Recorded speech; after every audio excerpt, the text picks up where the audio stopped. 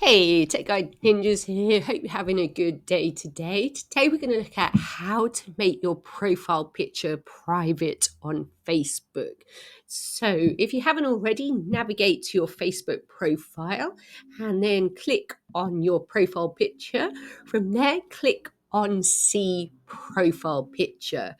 From there, you want to find the three little dots and you're going to click on there and scroll down to Edit Audience. So you can see from here, I've got my profile picture set on public, which means anyone on or off Facebook can see my profile picture at the moment. So you can change it to other settings like only your friends on Facebook can see it, friends accept certain people or specific friends.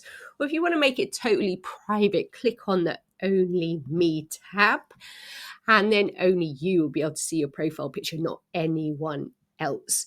After that, you're going to click on Save, and that's it. I hope that was helpful. Give the video a like and subscribe to the channel, and I will see you soon.